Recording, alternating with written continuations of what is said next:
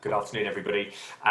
Today, probably for the first time for a while, we're not specifically just talking about COVID, but we thought, as we have you all here, it would be worth just having 5 minutes just at the beginning, I think our perspectives on where we are at the moment.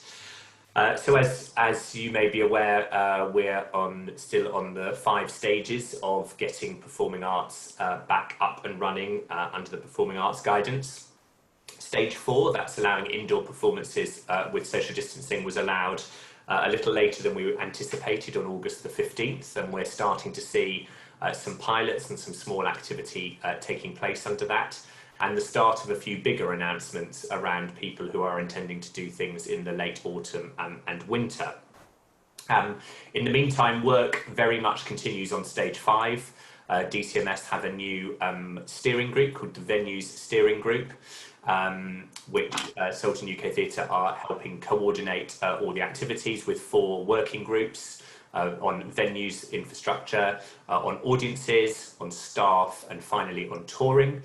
DCMS asked me to help coordinate and convene all of that and vice chair it, which I'm doing at speed with a view to hopefully getting to a positive recommendation from DCMS and Public Health England, from scientists and medics towards the end of this month into the sort of central government process to see if we can push forward on fuller and particularly full auditoriums. We're making quite quick progress, and despite rising caseloads in different parts of the country, it's very interesting to hear Public Health England now very openly talk about the fact that what they might at one point have considered a more risky activity, bringing people together in a building, in our sense is not leading to cases being spread. In other words, I believe that certainly as of last night, there were no instances that had come through track and trace and all the other things of COVID being spread within a venue with the proper mitigations in place, face coverings, one-way systems, etc., etc.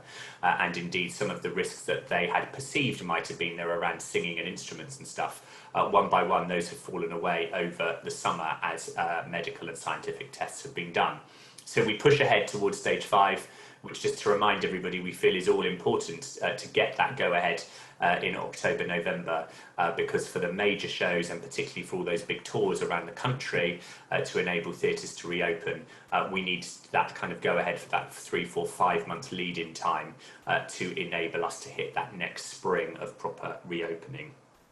We can't do anything, in the work we're doing, around the overall spread of COVID in society, but what we can do is make sure we are in a good position that medics feel that they can recommend full reopening for our sector. It's the single biggest thing that's going to bring our sector back. The other 2 things we continue to lobby about and work on are insurance. We still need an insurance-backed scheme for the sector, particularly around interruption, local lockdowns, etc.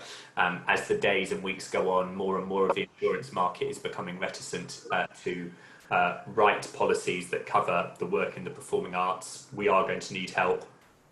That is actively in discussion with Treasury at the moment. The other is around tax reliefs, the various creative industry tax reliefs, theatre tax relief, but also orchestra tax relief, where there are discussions going on involving the Arts Council, us, ABO and Treasury, and we hope that that will come to fruition around this autumn fiscal event. And finally, or I will run out of my 5 minutes, let me just say that obviously we sit here today with real no progress having been made on the thorny issue of freelancers. And as time has gone on, more and more freelancers in our sector are becoming more and more desperate for money. We're doing lots of charity fundraising for that, but that is very much a stopgap to help emergency food money. We still campaign for freelancers to get support, particularly those who have missed out.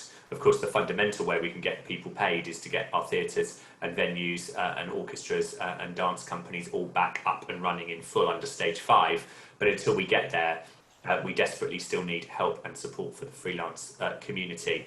And of course, those out of work in our sector, unfortunately, have grown over the summer months as more and more organisations have had to make the very difficult decisions to let people go. So people remains perhaps the number one problem, the number one risk, the number one thing we continue to urge parliamentarians on all sides of the House to support some solutions for those individuals. I will stop there. Thanks, Giles.